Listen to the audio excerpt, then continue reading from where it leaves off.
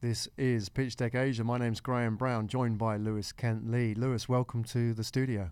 Thank you for having me. It's great to have you here. So we're going to talk about Viatick, your journey. Shout out first to everybody that happens to be watching live, some of your team back in the office, your co-founder Edmund maybe, or if he's watching this on the archive. So do you want to do the shout out to the team? Good morning to you guys, and thank you for watching if you are, and if you're not, why?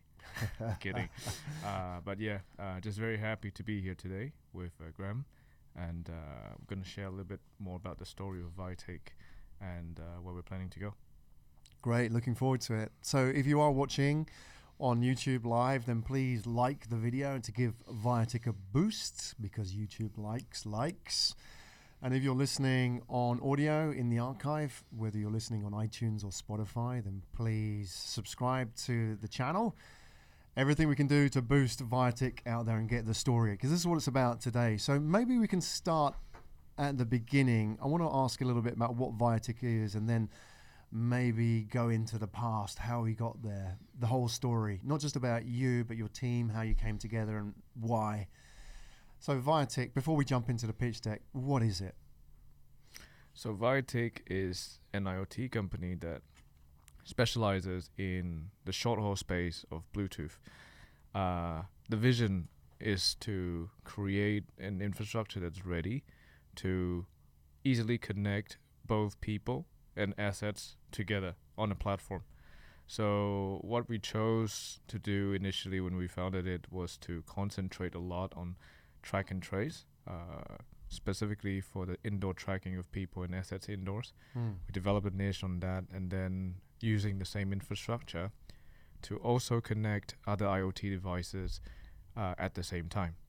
So by and large, we've become known in the small little ecosystem as the Bluetooth boys. The Bluetooth boys. The Bluetooth boys, right. Yeah. Well, that's stuck. That may be a good thing. Hey, tell me about indoor track and trace. What would that be useful for? What sort of scenarios? Okay, so you know when we're outdoors, we rely a lot on GPS, right? So that is a golden yardstick already. Now, when we go indoors, GPS always deviate. It always fluctuates more than 20 meters, kind of stuff. Imagine extrapolating that into different levels, like let's say basement, level 1. Yeah. Use cases generally that we concentrate on a lot is safety, compliance, and also assurance that the people that is working in that facility is accounted for, is safe, and the assets of a certain value are actually utilized or still there. Right. Yeah. So by and large, these are the areas we call it non-sexy, and we do it pretty well for these sectors, because we like harsh environments. Normally, people who do not like places that are harsh, like us, like we do, concentrate on things like proximity marketing. Yeah, like in retail. the mall, right? Yeah.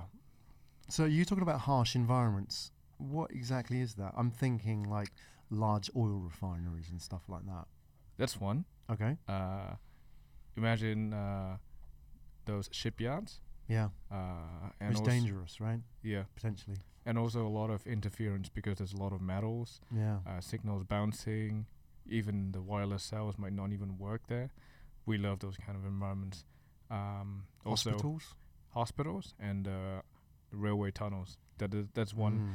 That is one of the use cases that got us into the crosshair of a lot of the bigger boys like Samsung, Thales. Yeah. That's how we got some recognition over here, and then we just got labeled as Bluetooth boys. Okay. Well, I'm curious about the actual applications as well, and we'll jump into the pitch deck to learn a bit about the company and the actual product itself. So I think what maybe we can do is just jump into the pitch deck and just have a walk through some of the earlier slides and start there. So as you've rightly labeled yourself the Bluetooth boy, so therefore you are ready to connect. It makes sense, right? Let's have a quick look at some of the slides here. This is really sort of an overview of what you're talking about, is the world we're moving into, the IoT world, right? So talked about track and trace IoT as a service, I guess, is where you're laying a service on top of the physical connectivity that's created by Bluetooth, the hardware side. And now some of the use cases here, smart estate, petrol pumps, etc., the less sexy stuff, but this is where the money is, right? This is where the need is.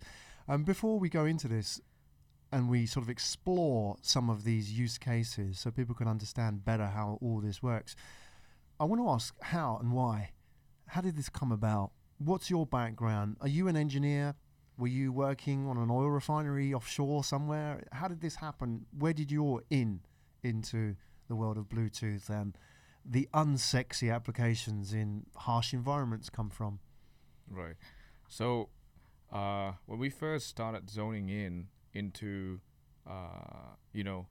let's call it accountability, right? Track and trace is basically the endorsement of accountability in short. I started out not being involved in the technology sector. I was an equity analyst kind of guy, and directly working for a stock magazine that runs a fund that invests in the SEA markets. So I look at business models, competitive advantages, and problems a lot.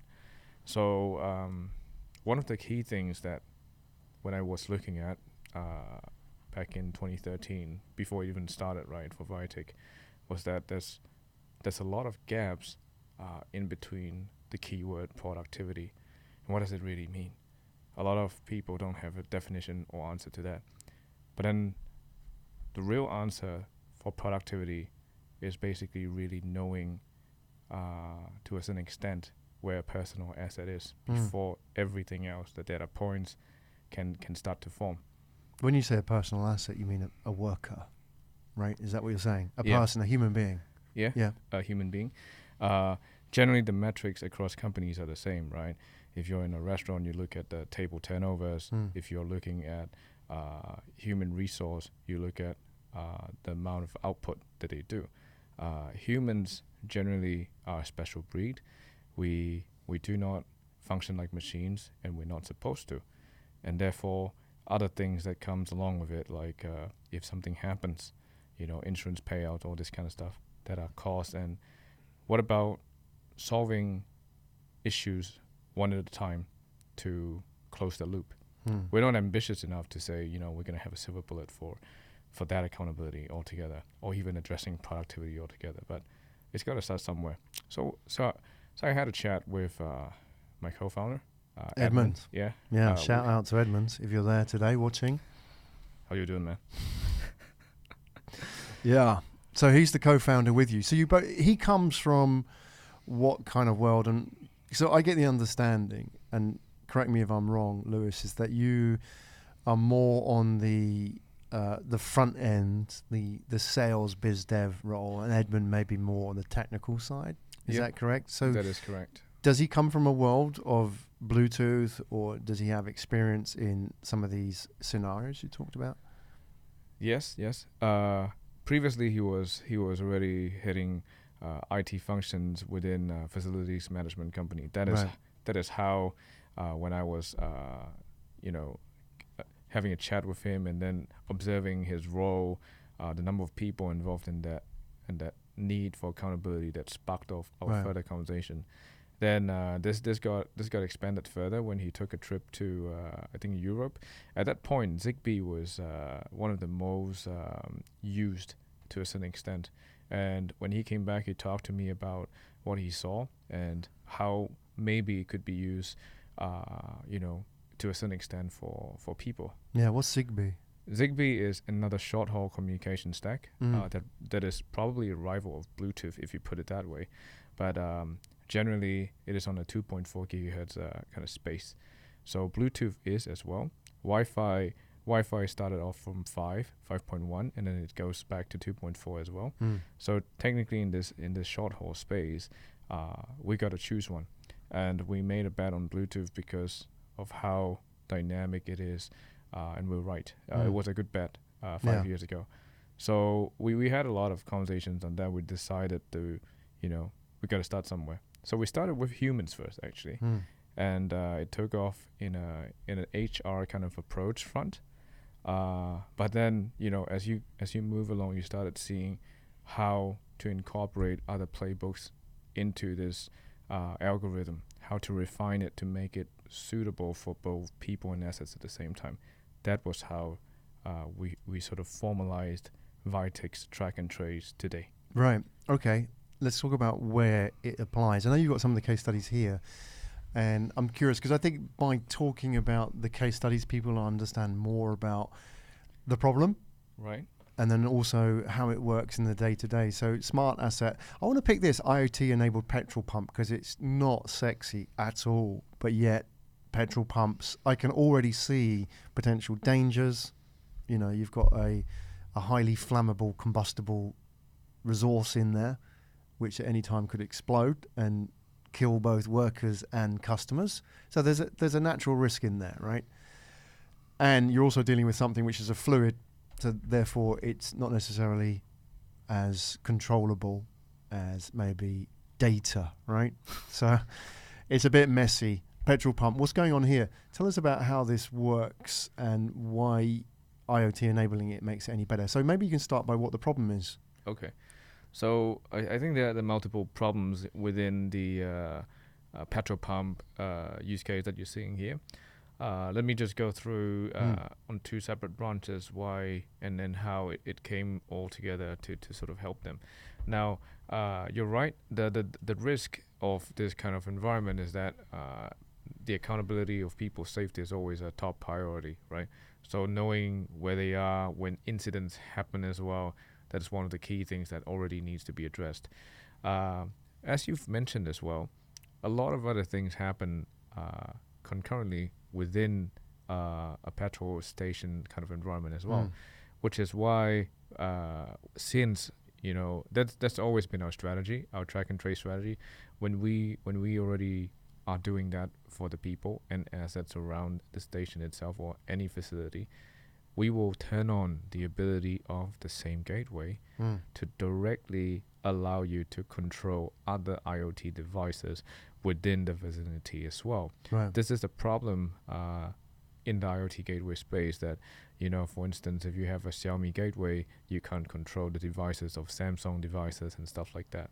So that's where we use our Swiss Army knife gateway. We call it Mach 5, and it's used like that to address both the track and trace problem of people's safety and the workers who are around there, and also actively know the telemetry statuses of everything that happens from your lights, from your petrol pump, or even the number of times a certain manhole ditch has been opened because the risk of water going into the manhole and then going into the fuel is a concern, and they need to make sure that people are actually actively clearing out the water, and what better way is it to do that than automate it as well.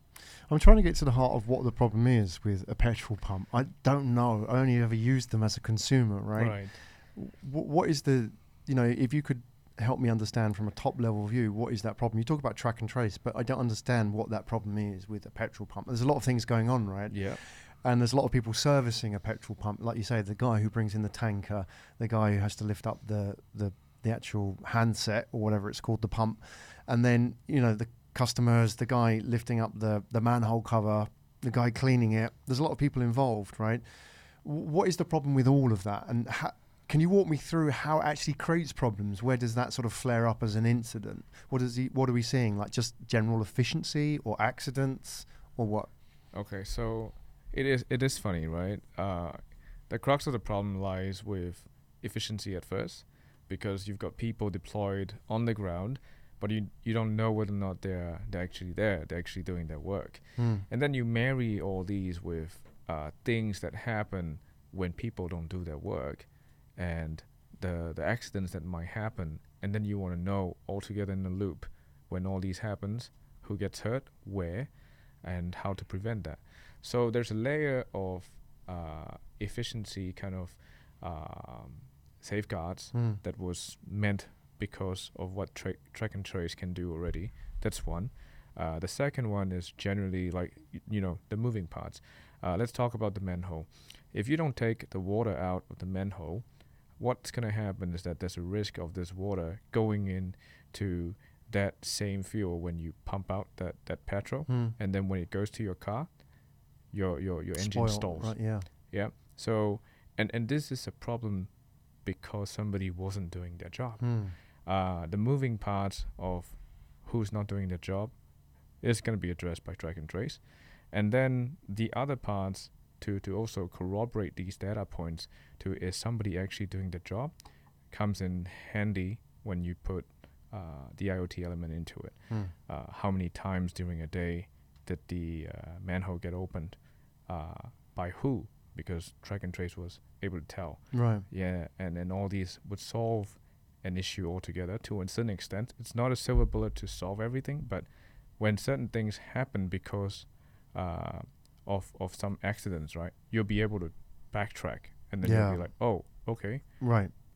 It's almost like a reverse split test, right? You can always go back into the data. I mean, I find running a business and where you're a business owner dealing with a lot of data, that it's tough to understand that here was the baseline A, here's the output B, what actually caused that. Between A and B, there's 100 variables, and if you're a business owner or running a facility, you're then making a decision on your gut instinct. But if you were to go back to the data, almost that sort of identifies your blind spots.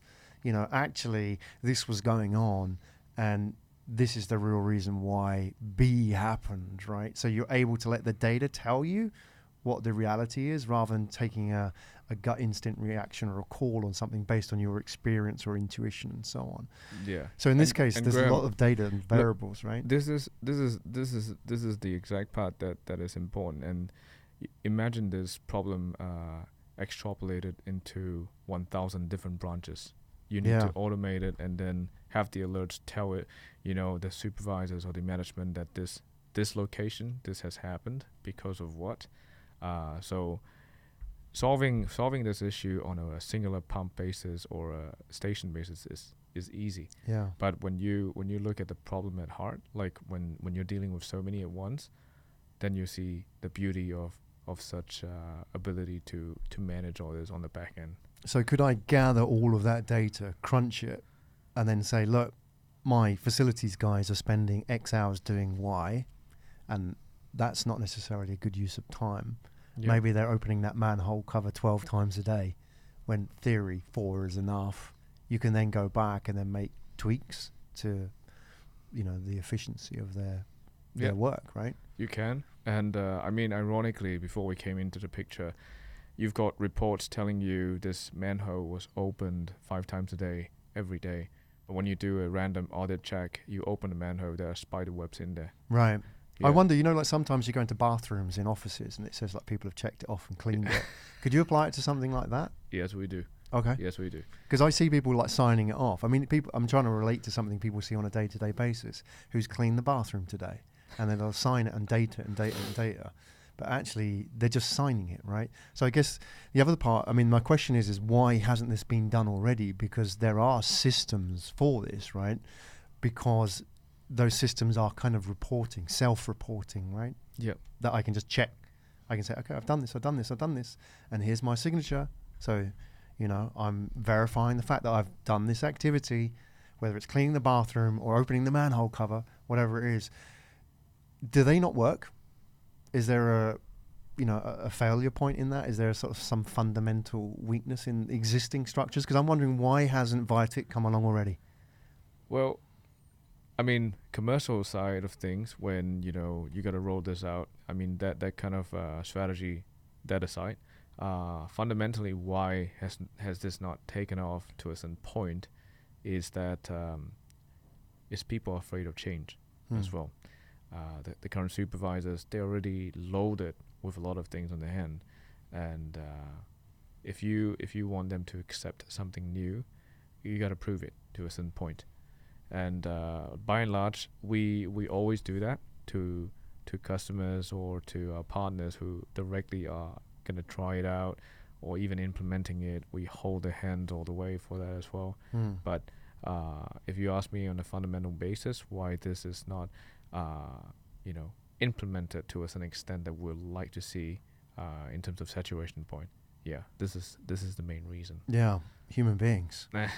Well, I mean, I can verify that my brother is, the operations head for an oil company, and he's an engineer effectively, and his business day to day, if you want to boil it down to what the nub of what he does, is reducing risk, which basically means that he's there to make sure nothing looks strange or different to what it did yesterday.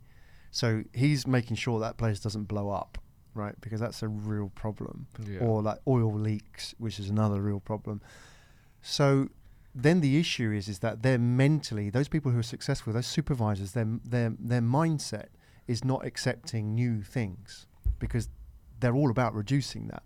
So you're facing that kind of resistance that the people who are the buyers in all of this have been trained for years and years to keep things as they are and to make sure that it keeps running, right? So I can understand that the challenge for this and why it hasn't been implemented already is the people who are making the decisions naturally are averse to risk. Okay. Let's move on.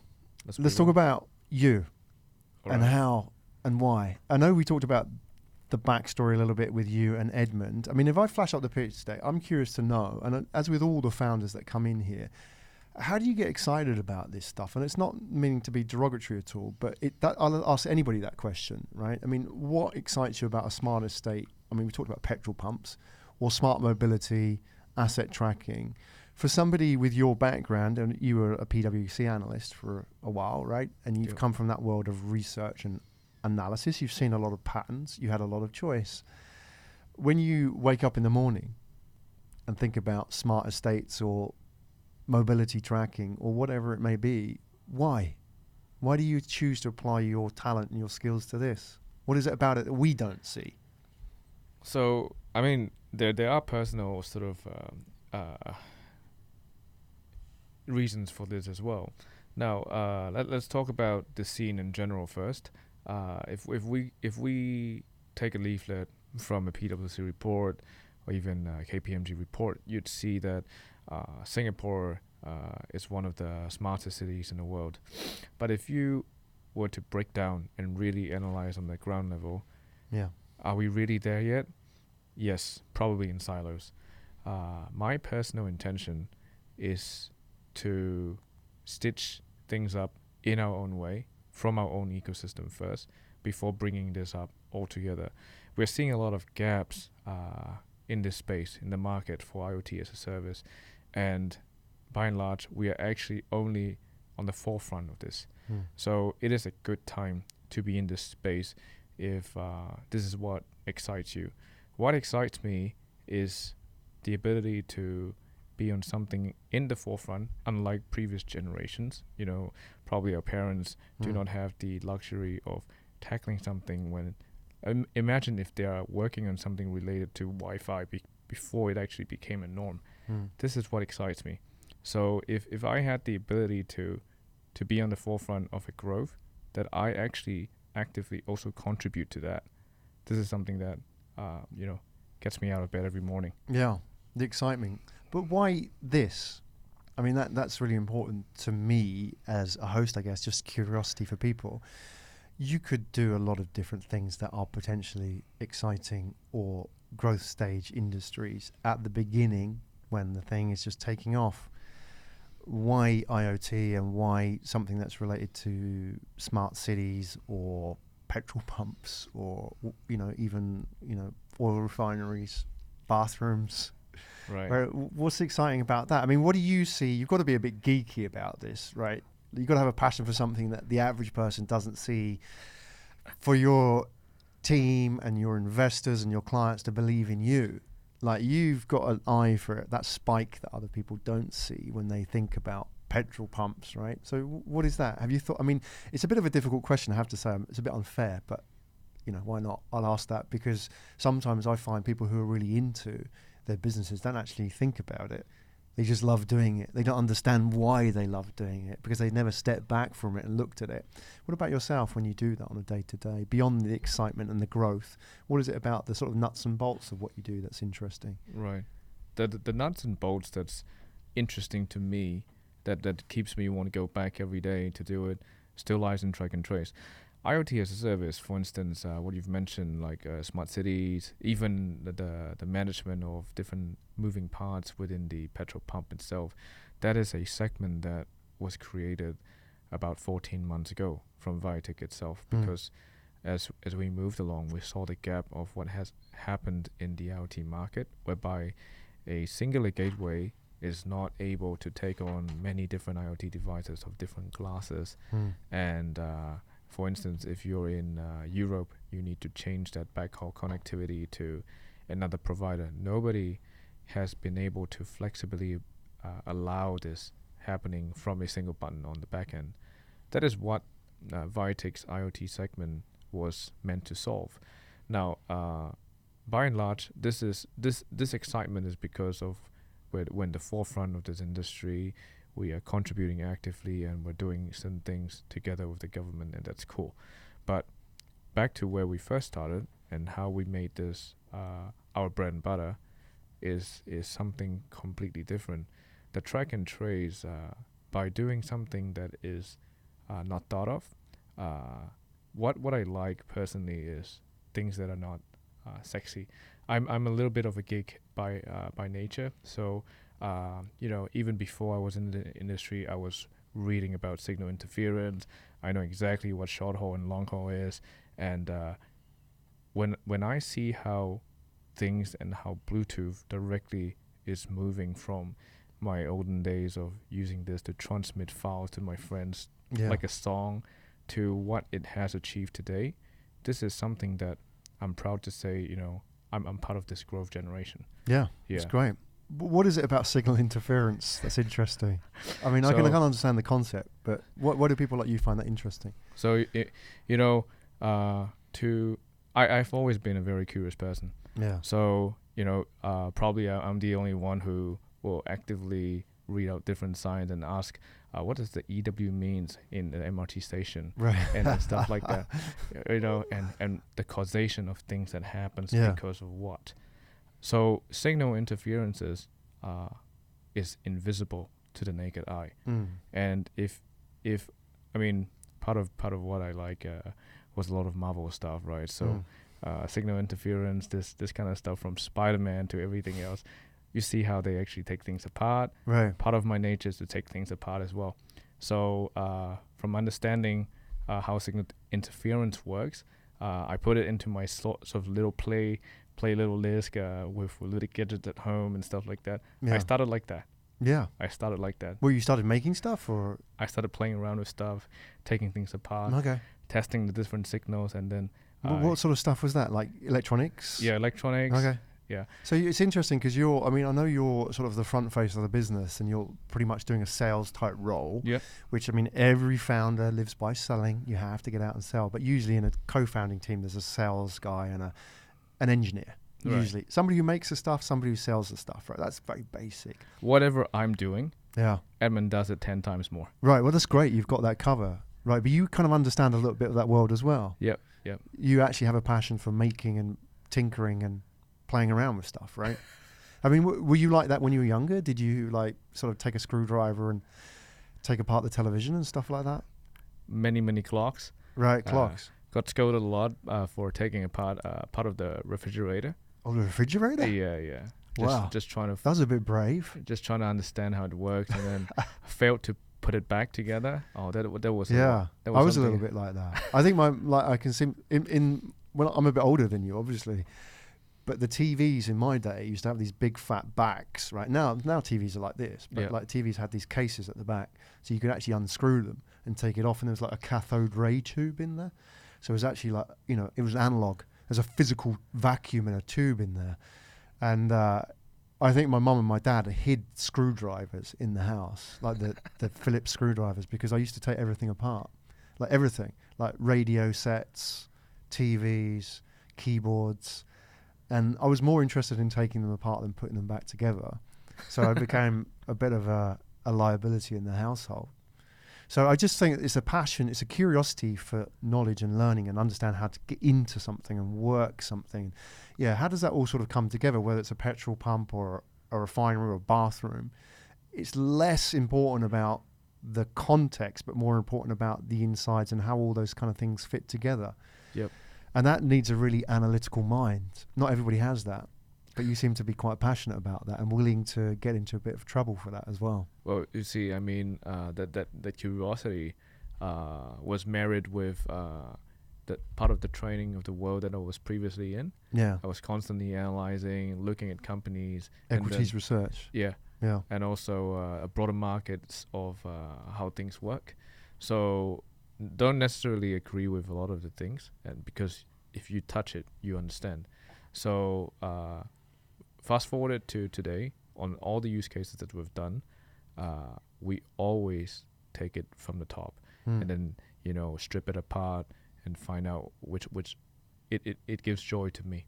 The ability to apply both on an analytical level and also bringing in answers to answer my curiosity side. Yeah. Yeah. The insatiable curiosity.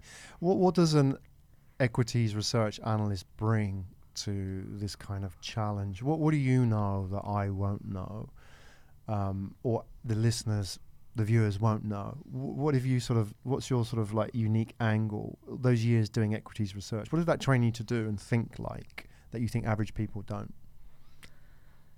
It is to completely disregard market numbers, market reports, whatever case studies or white paper that's published.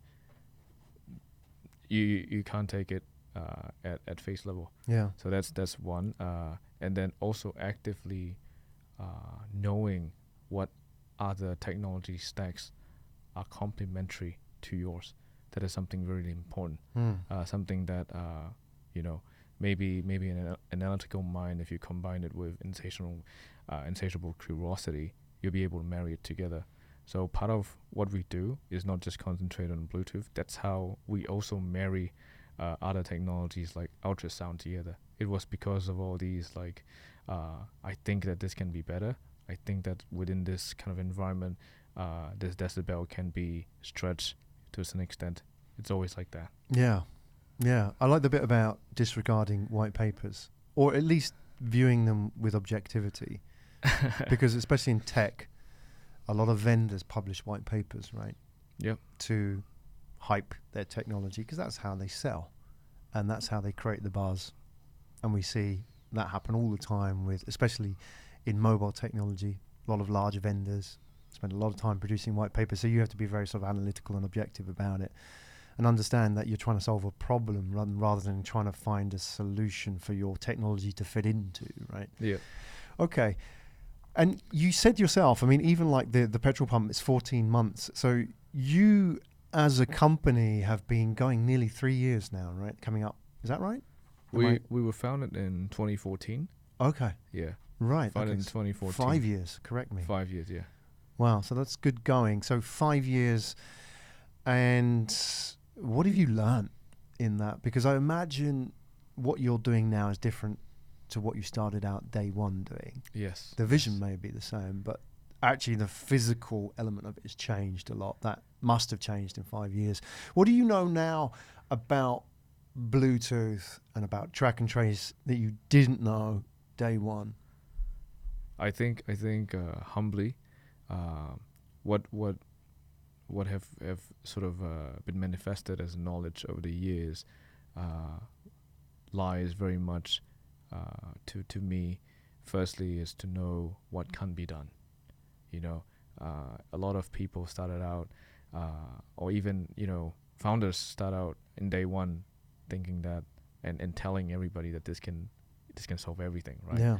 To a certain extent, but as the years go by, you've got to actively know what is the real true weakness of what you're dealing with, and when it's time to let go. What do you mean by that? That sounds quite a strong statement. True weakness of what? Of the industry or of your company or of you or what? The technology? Okay, let's just talk about technology, and then you marry it with commercial sensibility as well. These are all strategies that needs to be either learned through a lesson, or within 5 years you learn quite a lot. So for a very, very simple example that always gets compared between track and trace for using Bluetooth and track and trace using RFID. Passive RFID, for instance, is what you see at Watson's when you take a certain item and then you know those tags. Those are less than 20 cents each for a tag itself. A Bluetooth tag, an active Bluetooth tag, is somewhat $30. So comparing this on a commercial sense, it doesn't make sense. Passive RFID always wins, but you always need to see from what angle it's used. If it's for mass inventory and short range, the answer is clear. So we've learned to directly just even refer our friends in their RFID for the deals that comes to us like that. Right. It's a no-go for us. We're quite focused in what we want, right, and what it can't solve. Yeah. Yeah. So this is one of the examples. Yeah, interesting one. I feel, and I've sat with a lot of startup founders, is that really the only key to growth is to say no to opportunities, and because that allows you to say yes to the bigger opportunities, in the sense that a lot of startups, a lot of technology companies chase everything and end up getting nothing because they spread themselves too thinly. And only when they realize actually our solution is for X and not Y, do they then realize that, okay, everything that looks like Y, we'll just push it aside and we'll give it to these guys, which is what you're talking about. And then let's double down on X, because that is us. And then you have a clearer definition of who you are and what you do. Yeah. And that's a key part of the growth. And that's a lesson learned the hard way, I bet. It is. And I mean, instead of just looking at an opportunity that's lost, think about the networks that happen because of such referrals to the RFID guys, for instance, for me. You know, the friends that you make, and then the sub-referrals that come along. It comes in a cycle. So apart from the knowledge that's gained from the tag over the years, it is also the business sort of sensibility at the end of the day. The networks, the relationships, what needs to be done, very, very quick value chain identification to quickly get into the space. That is something that is valuable intel that previously in my world, probably before starting Viatick, we're not exposed to at all. It requires you to be at a certain level, let's say management, to even start discovering these kind of different value chains. But you know, as your own company, you got to do this all on your own, right? So this is the kind of knowledge within the past 5 years that I've humbly learned. There's no other way to do it. And you're recruiting at the moment, so you're looking for people to be part of this journey. So yes, we are. Let's put it out there, because people watching or listening as well may hear your story and then think, yeah, I want to be part of this. And I often find that people join, especially talented people, you know, you got the chances who just join whatever job is available in the market, right? Or something that matches their CV. But when you're in a tech business and you're hunting the best talent, you're looking for people who actively seek out the stories that match what they want to do. So let's put it out there. Is there any particular hard skills you're looking for first? And then also maybe we can talk a little bit about the mindset of the people that you're looking for. So hard skills first. What kind of people do you want in your team? Well, I think for hard skills, for developers, generally we only look at full stack. Right. Full stack developers. We recently were fortunate enough to hire someone previously from Gojek, so that was a good move, and it wasn't an easy one because it takes a lot of coaxing to a certain extent, and also to your point on mindset, right? You need to make sure that they are on the same traction as you, the same wavelength. What is that? So, for instance, I practice a way of accountability to my team, and expecting them to do the same for me, in a sense where we don't even have to see each other in the office. Yeah, it doesn't work like that.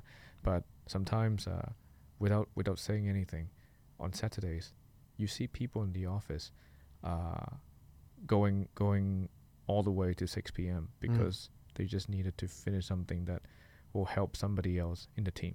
This is something that I need. What is that accountability? How does it work for those? I mean, because especially if you're appealing to technical people, they'll want to know, how does it actually work? Give me the nuts and bolts of it.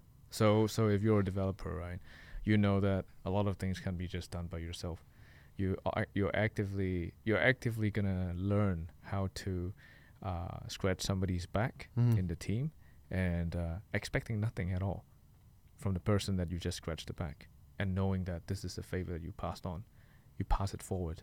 So we need people to think like that, not expecting yourself to be in a corporate environment whereby favors need to be paid back. Yeah. I know it sounds a bit odd, but in the end, when you start to have this kind of mindset, when you do your task and then you actively do this for other people and still maintaining that relationship, this only manifests into a bond that even with you don't see any bad mouthing in the company. No politics. Yeah, this is what I need. Yeah. And how do I know that I'm that person, for example, if I'm applying for this role? What would tell me, I mean, this sounds really great for somebody, especially who's ambitious and wants to be part of an interesting team. But if I was to look at my history, what would be the clues that tell me, yeah, that's the right person that you're looking for? Is it, I've worked for a Gojek, or is it that I have a computer science degree from Stanford? What is it that you're looking for in those sort of cues, something they've done, something they made, or, what they say about themselves? So, I mean, hard skills aside, generally we do have a test that you need to sit through if you're a developer, right? So that's probably out of the park. Anyway, it's regardless of whether or not you're from Harvard, Stanford, you get put through the same meat grinder. If you do pass that, we got no questions asked for that part. Somehow or rather, a lot of the resumes that we end up eventually hiring are people that have actively also done in their earlier days, in school, a startup of some sort, developed a platform or some part of it in the younger days before joining a corporate. This is one key similarity of all the people that generally end up being with us. And then the second one is generally we like to ask them point blank many times during the conversation, and even having coffee chats, right? Why did you leave? Always, why did you leave? We just want to know. It's not because of the inability to do something, work with people. These are the things that we need to find out. And it's not so apparent on paper. What's a good answer without giving away the clues? What do you want to hear somebody say? You don't want to hear somebody say, I didn't like my boss, obviously. Or, I didn't like the working hours, or, they weren't doing enough for me. You want them to say something. What's an answer that aces it for you? And the reason I'm saying this is because if somebody has gone through and listened to this podcast end to end and watched your video, then we should give them a reward at the end of it. Because if they're now going to say, right, I'm going to apply for, the team, and I want to speak to Lewis about this, then you really want them to be rewarded, the fact they've done their research here and listened to your story, right? What's a good answer? I think a good answer, and this is one of the best I've heard, was I left because I tried to the company that they're in was to relocate to probably somewhere that's 100 miles away from their home, and because of what's going on at home, this person offered to also do remote work on a scheduled basis, but it was rejected. So under this kind of circumstance, this is what I want to hear. This has been by far the best answer. And even if you told me that, I just don't like my boss, I might have been interested to find out why. Why? Yeah, exactly. Yeah. Okay. Yeah, not at face value. It's okay for that, really. Yeah, fair enough. Very interesting. Okay, well, thank you for sharing those insights as well and giving a few clues away for anybody that gets this far in the podcast, and good for them. And I think it's really important. Anybody that applies for a role, and of course, it's the same for investment. You do your due diligence, right? Yeah. Investor would want to find out more about you and the team than the product, because that's the bit that really makes it work, isn't it? You've got a great product, but let's have a look at the people at this stage, right? So it's the same for recruitment on the other side. For those people out there in the market, is, you know, who am I going to be working with, and what kind of support am I going to get, and what's the attitude of this team, and so on. They should do the research. They shouldn't just turn up for an interview and do the test. They should actually say, right, okay, I want to find out about Lewis, I want to find out about Edmund, find out what they're trying to do with this business, go and apply, and show them I've done the research. Those are the kind of people that impress, right? They do. Lewis Kent Lee, thank you so much for sharing about your journey, your insights, and also your adventure, your journey at Viatick, and long may it continue as well. Shout out to your team, to Edmund and the team who may be watching. If you got this far, then please give this chap and the team a like, because that will help boost their story into the YouTube stratosphere. Best way to reach you, Lewis, is you happy with people approaching you on LinkedIn? Just pinging you there? You're active there? I'm active on LinkedIn. Okay, great. We'll put the details in the show notes. And thanks for having me today, Graham. Yeah. It's a lovely chat. Yeah, enjoyed. Thank you very much. Nice to meet you, Lewis. All the best. Nice to meet you as well.